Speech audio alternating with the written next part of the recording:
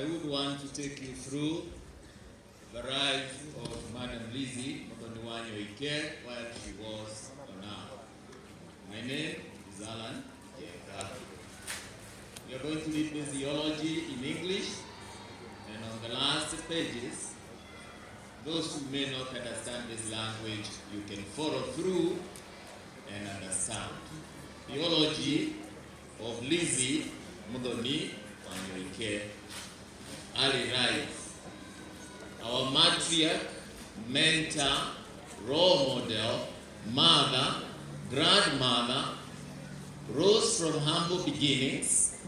She was born at Kieha village, location 15, Muranga district, on the 28th November 1951.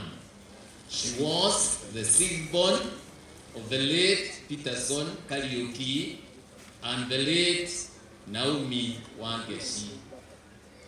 Surrounded by the love and support of her brothers and sisters, John Gadage, the late Udias Wangari, and the late Fresia Joki, Jones Jologe, Sylvia Wambui, David Mugambi, Samuel Maige, Lecho Wagikoyo, and Joseph Kiragu. Lizzie came from a very ordinary family, growing up in a rural setting, enjoying the blood and bond of all manner of characters from her mother's breast womb. As it was during those days, Lizzie grew up helping her parents attend to their farm and also helping her mother in house chores. She was focused, resilient, hardworking, and committed child, traits that defined her throughout her adult life. She was not, however, without mischief. She could at times claim credit, even in tasks that she did not accomplish personally. Being a sixth-born, she was pampered by her elder siblings who could assist her on some of the tasks given. While at school, she picked up the habit of sucking her thumb, which was condemned her teachers, but in vain. She always claimed that it gave her solace, especially in a maths class, which she passionately disliked. Education. Lizzie's education journey began at Kieha Primary School, where she laid the foundation for a lifetime of learning. She sat for her common entrance examinations 3 years later and progressed to Kieha Intermediate, where she sat for the Kenya African Preliminary Examinations, KAPE, and passed. Lizzie later joined Kahuhia Girls up to Form 4. Her parents wanted her to join Kagumo Teachers Training College to become a P1 teacher, a career that she was not enthusiastic about. She managed to convince her father to allow her proceed to Form 5. Her wish was granted, and she later joined Nakuru High School for Form 5 and 6. While in Form 6, a team of well-wishers from Britain visited their school, scouting for students interested in pursuing further studies in the field of business and secretarial studies, with the aim of becoming high school teachers. She was amongst the students who were selected to join Kenyatta College, present-day Kenyatta University, to pursue a diploma in teacher education with a bias in secretarial studies. Ironically, during her entire education, she had a dislike for mathematics subjects. Interestingly, this dislike did not prohibit her from becoming one of the greatest entrepreneurs of our time. Marriage and family life. Lizzie met the love of her life while she was in her last year in Kenyatta College.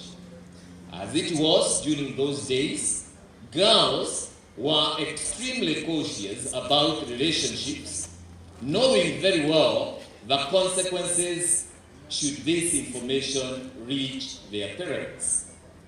This was not exceptional to Lizzie. Her friendship with her soulmate blossomed, and in 1972, she got married to her sweetheart, Josephat Buru Wanyoike. Together, they were blessed with 3 children, Anthony Buru, Sarah Wajiro, and Eric Karaoke. Lizzie was mother-in-law to Anne Wajiro, David Buru, and Peter Getau, adopting grandmother to Ayana Wajiro, Shayana Muthoni, Ethan Boro, Jonathan Gige, Sidney Boro, Shasha Kerich, Jay Boro, Shimio Muthoni, Rizi Muthoni Karaoke, Ian, Philip Degwa, and Lizzie Muthoni Wanyoike. Together with her late husband, Lizzie ensured that all her children accessed quality education and were lucky to never miss any privileges about their learning. She was keen to help them appreciate the importance of education, and her presence was felt throughout their academic journey. Lizzie brought up her children doubling as a career woman and a mother. She was a strict disciplinarian. She was actively present in the lives of her children as they grew up. She was dropping and picking them from school, helping them with their homework, and also instilling values of responsibility in them. She mentored her children to become individuals of value and substance in the society, and also appreciate those who were less fortunate. Since her husband was a corporate titan, she spent most of her time with the kids, learning errands together, going to church and holidays and road trips with her children in her black periods. Occasionally, Lizzie has talked about how she managed sibling rivalry amongst her children. She could talk about how the firstborn son, who is Tony Wanyoike, was not happy when she got him other siblings. Her children describe her mother as loving, caring, compassionate, understanding, supportive, nurturing, and forgiving. She reprimanded where necessary and rewarded where deserved. Whenever you found Lizzie seated with her children, you could not help but notice a very strong bond they had created together. She had a tightly knitted family and was free with her children. None of the children would have a reason to hide anything from her. Although Lizzie was financially endowed, at no one time did she spoil her children by making them feel entitled for what she owned. She instilled the spirit of hard work in all her children. She had a big heart and welcomed all sundry to her home. She welcomed her younger sister, Rachel Karibi, and brought her up as her own daughter. She also welcomed her niece, Penina Bohua, with open arms to her home and nurtured her. It was difficult for one to notice that these were not her own biological children.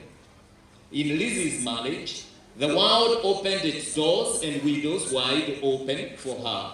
In her first year of marriage, She went shopping in London and also traveled all over Europe and eventually to the US. Lizzie loved traveling outside the country with her favorite destination in Switzerland. While in the country, she would take several road trips and from Mombasa and to and from Mombasa with her loving husband and children. Although Lizzie had a very busy schedule, she always created time once a year to take a vacation. Lizzie had the finest taste of country music and slow jam. Career. Lizzie had an industrious career in the education sector, full of life, fun, and excitement. After graduating from Kenyatta College, present-day Kenyatta University, Lizzie started her job as a teacher at State House Girls High School. She taught for a year before resigning to take care of her children. When her children attained school age, her desire to embark on her career path as a tertiary institution trainer was reignited. She got a job in Temple College as a secretarial studies trainer. The owner, Mrs. Willis, an elderly white woman who was soon to retire, was the proprietor of the college. Lizzie became one of her most loyal and dedicated lecturers, and as a reward, she was promoted to the position of deputy principal. After 5 years of active service, it was apparent that she had settled to Lizzie to become the institution's principal. Mrs. Willis eventually approached Lizzie and asked whether she was in a position to buy off the institution.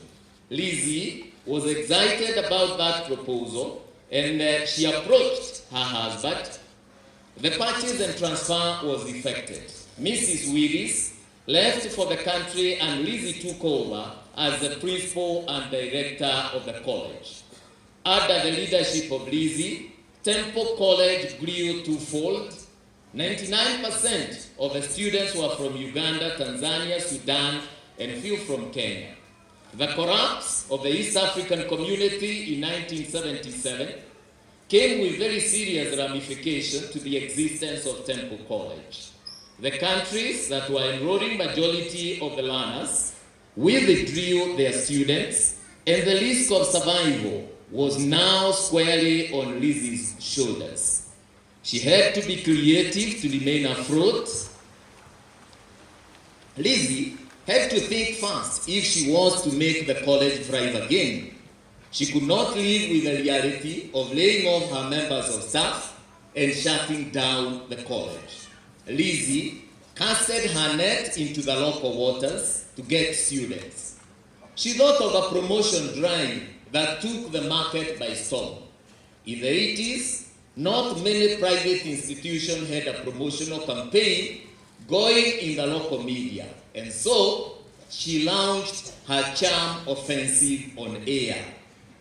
Those were the days of media monopoly, where the only channel was the Voice of Kenya.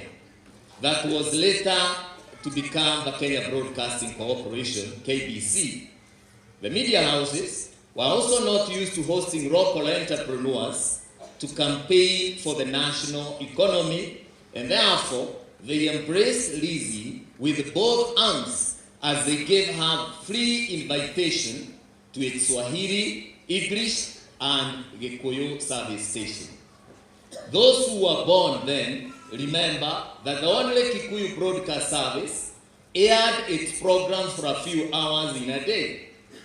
Those are the days when the late Gai Duma, Wakin Mumu, and others were the station's reps who hosted guests, and their popularity with the masses then worked well for her promotion agenda. At the English service, Lizzie worked with Sarah Kieha and Simon Gigi as her hosts, and by the grace of God, she created an impact in the local market. Temple College underwent a rebirth that made it popular and most sought after privately owned secretarial college. It was the best performing college in Pitman's and City and Guilds exams. Graduates from the college were highly sought by both public and private organizations. Apart from just getting the skills, the students were molded into respectful and responsible individuals. At Temple College, Lizzie invented a work plan that to endear her to parents who had placed their children under her training care. Training institutions back then were not known for discipline. Lizzie devised a clarion call for hard work, discipline, and excellence as core values to Temple College. She established a rapport with her students where she aspired to have a face-to-face engagement with them as many times as possible and inspiring them. At that time, Lizzie was a very young mother, scaling the heights in an era where it was fashionable to associate women with household chores, cooking, cleaning, and just being a wife. Lizzie was raring to go. In line with the then emerging market trends, Lizzie felt the urge to diversify other academic programs, IT, business, accountancy. By the very nature of business partnerships, decision-making at times take longer. Lizzie felt the time was right for her to independently pursue her dreams. She had garnered adequate experience and exposure to navigate the academic sector. As the philosopher says, the future belongs to those who believe in the beauty of their dreams. Lizzie set up a small team of confidants led by James Mwangi of Equity Bank, then Equity Building Society, to brainstorm on the new venture which gave birth to Nairobi Institute of Business Studies. In her element of resilience and determination, Lizzie rented out a room in Pioneer House along Moi Avenue, which was to be the home of the new baby, Nairobi Institute of Business Studies.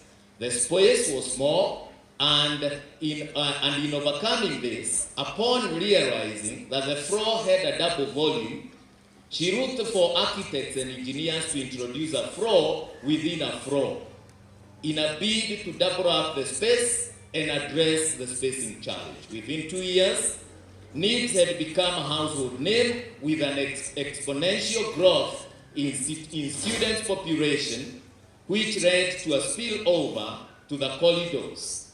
She made makeshift classes along the corridors. The demand for training was huge, to the point that learners would opt to defer enrolling from an already full intake to the subsequent intakes. Nairobi Institute of Business Studies. In 1998, after the attack on the US Embassy, which was adjacent to Cooperative Bank building along Helsinki, tenants vacated to pave way for renovation. In 2003, renovations were complete, but the tenants were reluctant to take up the space. Lizzie, with her courage and business acumen, took up 2 floors and opened up an ultra-modern campus in the year 2004. The entire building was empty and students could roam around, moving from the top to the ground floor freely. The building had ample parking, which made it easy to attract both day and evening students. Corporates could sponsor their employees to undertake various professional courses at NIBS. In the year 2005, the space became small and Lizzie took over 4 floors in Agriculture House building along Harambe Avenue to start paramedical courses. These did not augur well with the regulatory bodies, that namely Pharmacy and Poisons Board and Kenya Medical Laboratory Technician and Technologist Boards. One morning in the year 2006, Lizzie woke up to find her business name as a headline in one of the local dailies, indicating that the college had been closed down, allegedly for non-compliance with medical regulatory bodies. This was a major setback that provoked her to pursue the matter in court. Her resilience gave her motivation to travel to India and source for all necessary medical equipment that the two boards required. In the subsequent inspections, the college was given the green light to continue training in paramedical courses that saw thousands of young men and women trained in diploma in pharmaceutical technology and diploma in medical laboratory technology. Today, these technicians are heading giant institutions locally and abroad. Lizzie's desire to see many young people acquire a diverse set of skills led her to start other academic programs such as legal studies, which was a preserve of the Kenya School of Law. Lizzie could dare swim in uncharted waters with courage. In year 2007, a number of tenants had showed interest in taking up space at Cooperative Bank House, and the landlord felt that the college was a nuisance in the building. They wrote to Lizzie, informing her that they shall not renew the tenancy contract with NIPS for another period. Again, she went to court and obtained an injunction. This setback came with a silver lining, as it opened up her eyes that one day she could eventually be thrown out and inconvenience the training. This made her look for land elsewhere with a view of setting up her own premises. This search ended up in Ruiru, Kiambu County, at a place called Kimbo, where she set up an ultra-modern spacious training facility on 17.5 acres of land. In 2009, Lizzie made up her mind to relocate NIPS from Cooperative Bank House to Ronald Gara Post Office building along Ronald Gara Street. NIPS had become a household name, and this attracted young enthusiast runners to pursue training despite the fact that the street was perceived to be insecure. In 2010, the ultra-modern training facility, Duke Thika Road campus, was complete and was opened by the then Assistant Minister for Planning and MP for Gatanga then, Honorable Peter Kenneth. This establishment changed the entire economic landscape of Kibo area. NIPS characterized economic activities within the area, making it one of the fastest growing centers in Kiambu County. Lizzie was keen on the provision of affordable quality training, which saw her immensely invest in the new facility. Opening the campus came with a myriad of challenges, keeping in mind that the Thika Road superhighway was under construction. From NIPS, one could see Kilimabogo Hills, since no investor was interested in setting up any investment around the area, which was perceived to be non-viable and insecure. In her characteristic pacemaker element, Lizzie braced the challenges that arose mainly from insecurity. Unfortunately, 2 months upon opening the campus, thugs broke into the facility and made away with equipment worth millions of shillings. 2 weeks later, NIPS was raided again, and unfortunately, 2 security officers who were deployed to guard the premises were killed. This was very sad and a trying moment for Lizzie, and she was at her lowest and about to throw in the towel.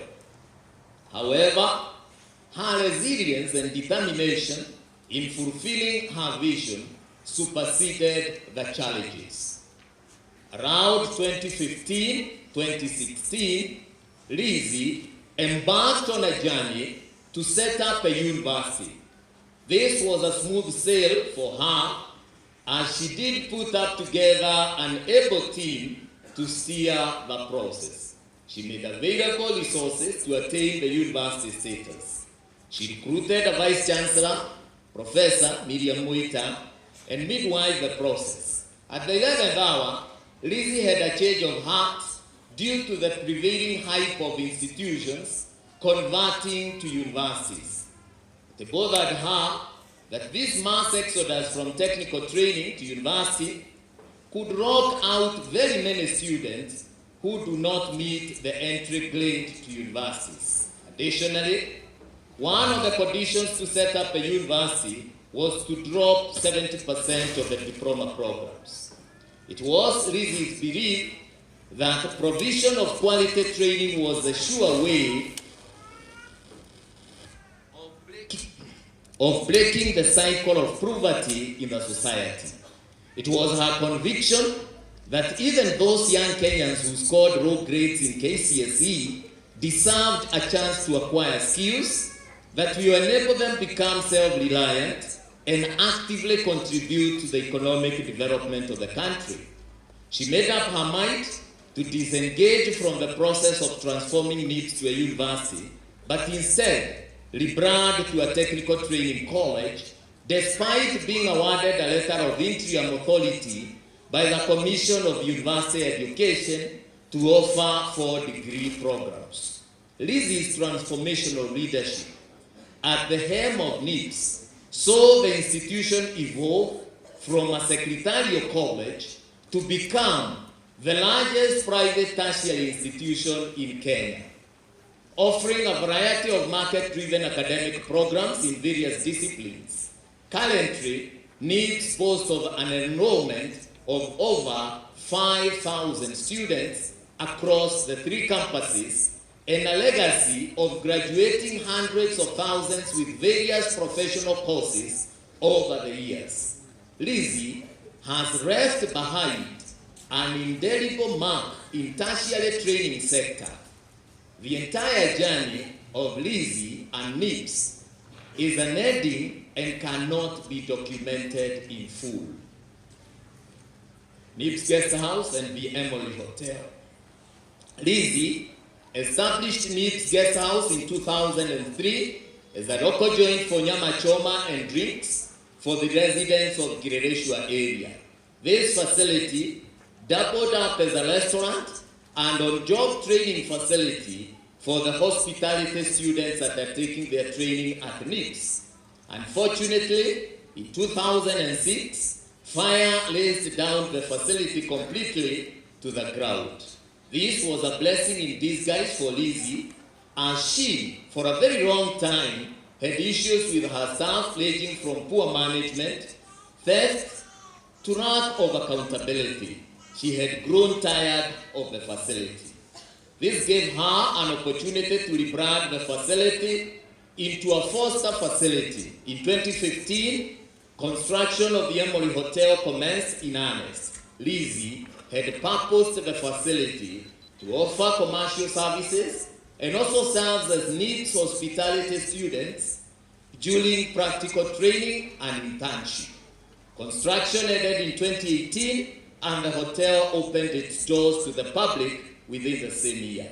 Lizzie's desire to provide livelihood for young Kenyans has seen her employ over 70 permanent employees who entirely depend on the hotel as their source of livelihood. Lizzie Wanyoike Preparatory and Senior School. Lizzie always had a desire to establish a learning center which will offer a strong foundation right from childhood and give strong values and character as a base for proper upbringing of these children.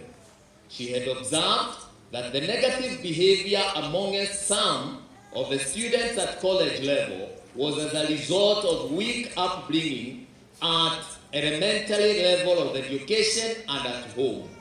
She identified this gap, and in January 2021, her dream was realized through establishment of the Lizzie Wanyoike Preparatory and Senior School, which is strongly grounded on values and character. Her efforts bore fruits in 2022 when 4 pupils joined various national schools across the country. In the year 2023 KCPE examinations, another set of 4 pupils joined national schools, with the first candidate joining Kenya High. It is worth noting that the confidence young parents have with Lizzie has resulted to an enrollment of over 850 runners within a record of 3 years of existence. Lizzie has left behind a legacy and an inspiration that will drive Lizzie Wanyoike Preparatory and Senior School to where she would have wanted it to be. Christian life. While her illustrious academic and industrious accomplishment may paint a picture of a singularly minded woman, Lizzie's success got its sustenance from her deep faith and lifelong belief in the Almighty God. Born in a sound Anglican family where her father was a lay leader, Lizzie was introduced to Christianity at a tender age in ACK Gatukeine Church. Later, when they relocated to Kieha, she joined ACK Kagajo Church, where she was baptized and confirmed. When she got married, Lizzie joined her husband, who was fellowshipping at PCEA St. Andrew's Church, Nairobi. After relocating to Kieha, she went back to Anglican Church and joined St. Mark's Westlands, where she has been fellowshipping and also an active member of the Ladies' Fellowship.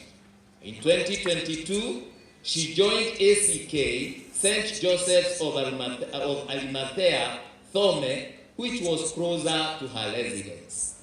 Lizzie's journey with the ACK Church was not just a path of attendance. It was a profound commitment to faith, service, and community. She embodied the true essence of a Christian, consistently demonstrating love, compassion, and a deep-rooted dedication to her spiritual walk. Those who witnessed Lizzie's unwavering faith served as a guiding light for those fortunate enough to know her. Her presence in the congregation was more than attendance. It was an embodiment of the teachings of Christ, marked by kindness, generosity, and a genuine concern for the well-being of others. Lizzie was actively involved in numerous church activities, from the choir loft to the Sunday school classrooms. She lent her talents and time selflessly. Her dedication to nurturing the faith of the younger generation was truly commendable. One of Lizzie's most remarkable qualities was her ability to bring people together. She had a heart that welcomed everyone, creating an atmosphere of warmth and inclusivity within the church community. Her genuine smile, kind words, and open-hearted embrace made her a source of comfort and inspiration for many. Beyond the walls of the church, Lizzie lived out her faith in her daily life. Her actions spoke louder than words, and her commitment to justice, love, and mercy reflected the teachings of Christ in every aspect. Due to the nature of her work, Lizzie found herself cutting across different denominations, where she was invited as a motivational speaker and a beacon of hope for women, men, mothers, and young people.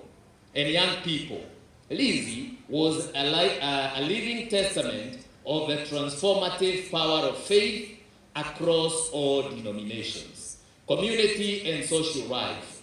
Lizzie was not just a person who gave. She was a beacon of generosity and compassion, a shining example of what it means to selflessly uplift others. Her philanthropic endeavors touched the lives of many, leaving an indelible mark on the hearts of those fortunate to be recipients of her kindness. One of the most remarkable aspects of Lizzie's philanthropy was its inclusive nature. She believed in reaching out to every corner of our community, ensuring that no one felt left behind.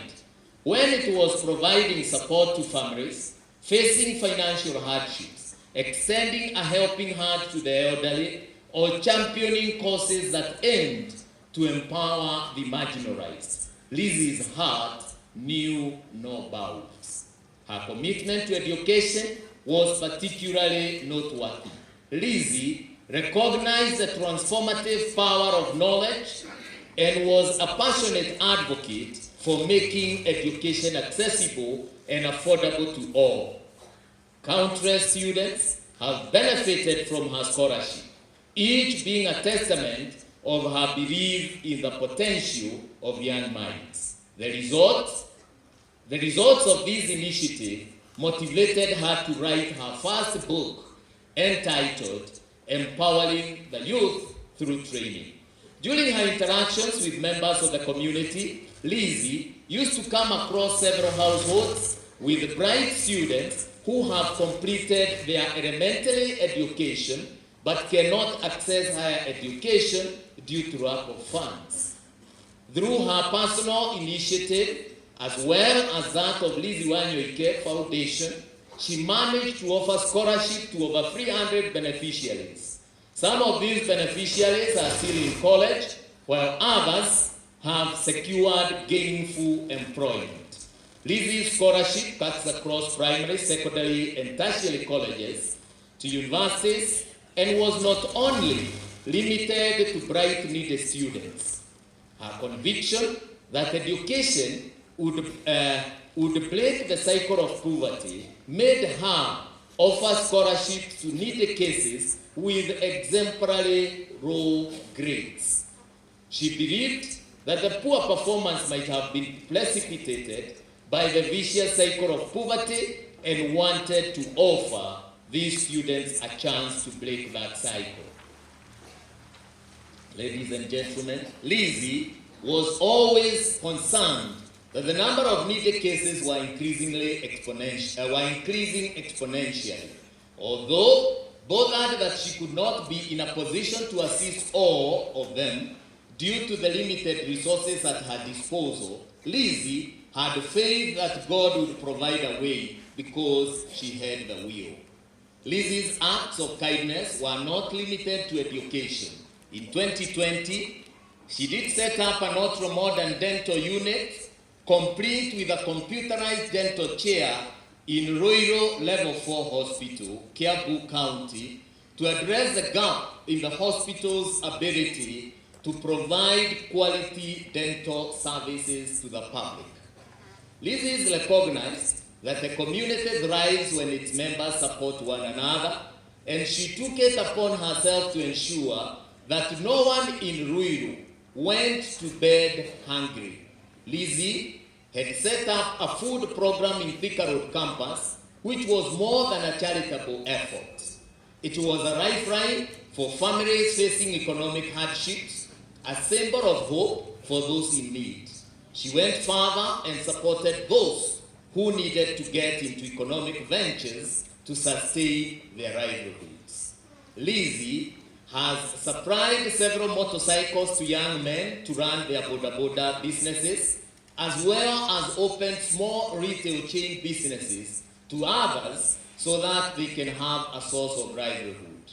All these initiatives drew a lot of admiration locally and internationally, making Lizzie win coveted accolades such as the Honest and Young Entrepreneur of the Year Women category in 2018, Dia Award Entrepreneur of the Year, the Top Women in Business Award, the Trailblazer Women in Business of the Year Award in 2018, and was also among the top 100 Kenyans in 2021. Lizzie was also appointed by the chair as the chair Kenyatta University Alumni Association Interim Board by the Vice Chancellor, Professor Wainaina. Lizzie's philanthropy was not merely a financial contribution. It was a personal investment in the well-being of others. Her hands-on approach, be it in volunteering at local charities or organizing community events, showcased her dedication to making a tangible difference in the lives of the less fortunate.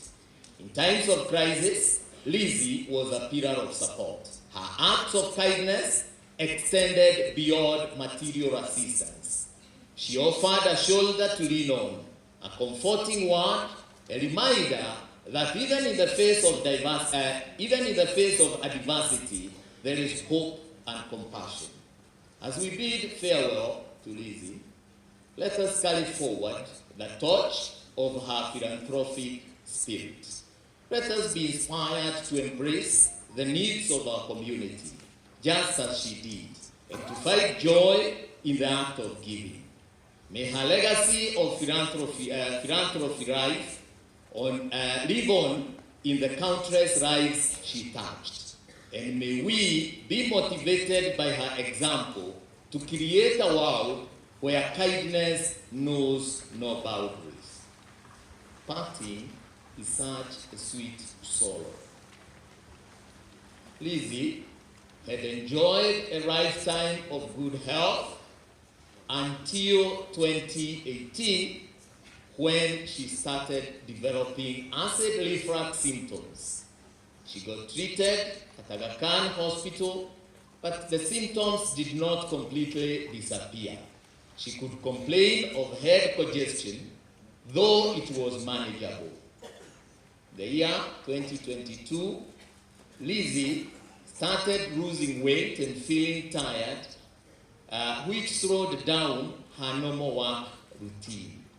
Around February 2023, she was diagnosed with cancer, which was at an advanced stage. She went to India for treatment, and after her chemotherapy,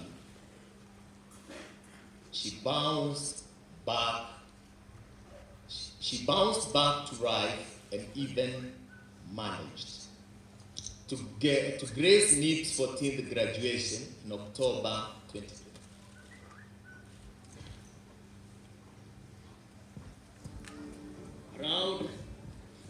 Around November, she started developing complications that saw her go back to the hospital.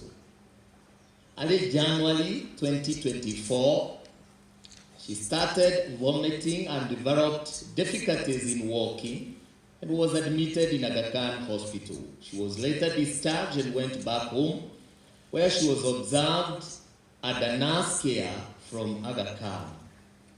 On the fateful morning of Sunday 14th, the nurse called the family at home where she was recovering and informed them that Lizzie's organs were failing, and at around 12:30 noon, Lizzie took her last breath, surrounded by family members.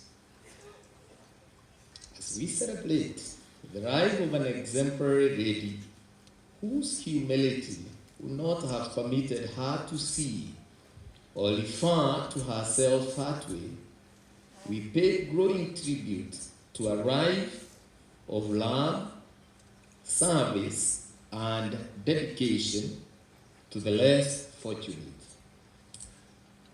Fare thee well, Mom. Treasured Shosho, sweet sister, cherished auntie, beloved friend, and an honored colleague, you have been truly strong to serve. To God be the glory.